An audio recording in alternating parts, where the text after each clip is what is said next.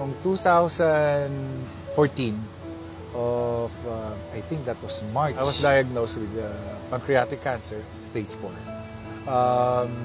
Kasi yung sister ko, galing sa States, derma doctor siya sa States, dermatologist. Sabi niya, naninilaw ka, pa-check up natin. I have some classmates sa Lasal, malapit lang dito sa Silang, punta tayo. So yun, and to my surprise, biglang sinabi nila na may cancer ka. There's no doubt, kahit na hindi na i-biopsy, yung bukol-bukol mo sa pancreas, it's a very big sign. So, till then, sabi ko, I cried nung sinabi umiyak na lang ako sa loob ng kotse. Sabi ko, paano yung mga anak ko? Yun muna ko sinabi. Tapos sabi ko kay Lord, kung kukunin mo na ako. Huwag mo na akong endure pa ng pain and trouble, going to hospital, paying for the bills, yung ganyan. Kunin mo na kung kukunin mo na. Tapos, lumapit yung best friend ko, sabi niya ganyan, Dindo, hindi sa baka gusto mo subukan herbal. Sino yan? Ganyan. So, punta kami. This was the time, yung itsura ko yun. Yung nasa picture. Yung nasa picture na to, ito, kalalabas ko lang sila dito kasi first gagraduate yung anak ko na panganay sa college. Nakapagpatapos ako on my own. Kasi wala si Mrs. So, excited ako. Tapos yun na nga, nung nalaman ko na may cancer ako, hindi ko masabi sa kanila. Kumbaga. Then, we went to Ongpin, tapos pinakilala sa akin si Dr. Tan. I was skeptic when I started having a checkup. Niloko ko pa yung doktor. Sabi kong ganun. Tinest ko yun sabi ko. Hindi siya marunong magtagalog. Yung anak lang marunong magtagalog. He's really Chinese. If you're gonna see him, he's about 80 years old. Pag tinignan mo, parang 65. Okay? So, alam mo na kagad siya ang living proof nung gamot nila. So, niloko ko. Paano yun? I have a new partner. Paano yung papaganon? Nagalit, nag-Chinese. Sabi nung anak, ikaw hindi ka pa gumagaling kung anong kalibugan yung pinagtatatanong mo.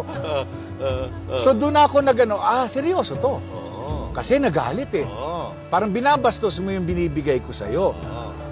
So, I gave respect. Sige, subok natin. Sinubukan ko. The past 3 weeks, nagpunta ko doon. Hindi ako tumataba, pero I was stronger na. I was walking around. I was driving na. Pagpaparada sa Binondo, Ongpin Street yun Pagparada nauuna na ako doon sa best friend ko. Pero lakas mo na, iniiwanan mo na ako. Yung ganyan. And then, yun na lang. For about 1 year and 9 months, I've been taking it.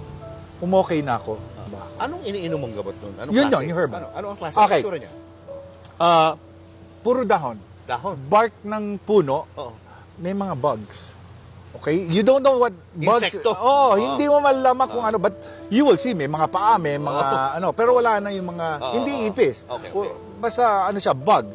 Ano minimix yun? No. You have to, meron silang pot din na bibilin mo, 500 yon. Kasi pagka stainless, hindi mag-iepekto yung herbal. So gusto nila clay pot. Clay pot. Okay? So lalagay mo ng 3 tasan tubig. Ipapakulo mo yon. You have to drain it at hanggang sa 1 cup. You drink it before breakfast, lunch, and dinner. So yung isang plastic na yon is good for 3 drinking. Tapos may cancer pills sila. Okay? Yung cancer pills na yun, sa akin lang nauso. Dati hindi raw sila nag-i-issue nun. Herbal lang na puro herbal lang. Pero to, sinabi nila, herbal din to, pero they put into capsule. Kasi, para raw yatang mas maraming dahon pa. Kasi meron dun talaga, pumupunta talaga stage 4, meron dun naka-stretcher.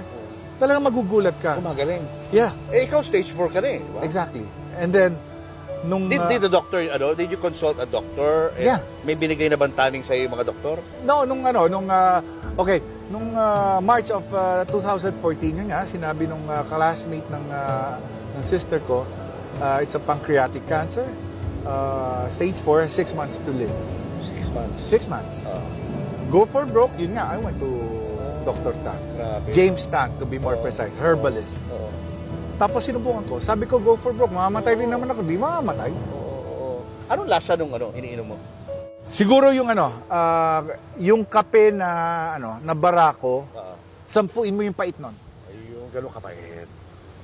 I mean, okay lang. Tiniis mo yun, no? Kasi kailangan mong gumaling. Oh, hindi. Kung alak, natiis ko eh. Oo. Di ba? Kung alak, yun lang yung lagi ko sinasabi. Kung alak, tinitiis ko. Hindi ko nga alam eh. Iinom ako ng alak, ngungiwi naman yung mukha ko.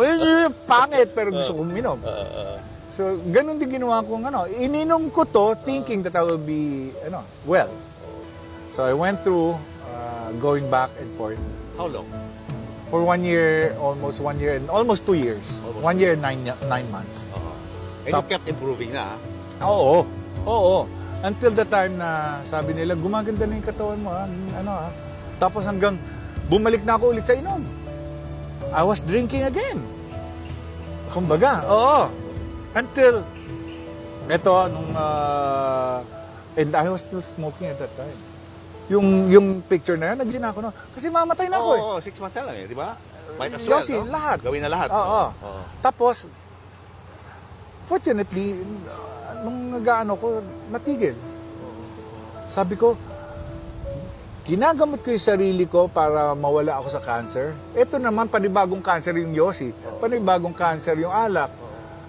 Then I decided to stop smoking. Now, siguro mayroon na akong 8-9 years non-smoking. Congratulations. Alak is about 3-4 years na.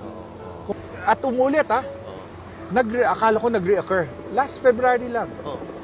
There was a gallstone na nakapako na iwan sa pancreas ko. Sumakit ulit. Okay, akala ko I was well. Ito na. Punta ako ng hospital, sabi nila namamaga yung pancreas mo. I think, sabi nila nag-reoccur yung cancer mo. So sabi ko, patay. Sige. I went on a operation table through the mouth with the camera and kinuha nila yung gallstone. Paglabas nila, lumabas yung pus. Hinigop ng tube. Okay? Tapos, nag-biopsy sila. With the biopsy, negative. Negative for cancer.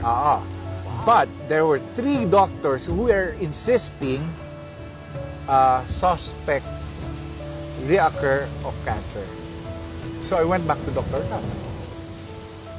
Ito na naman. I'm okay again. Wala na naman.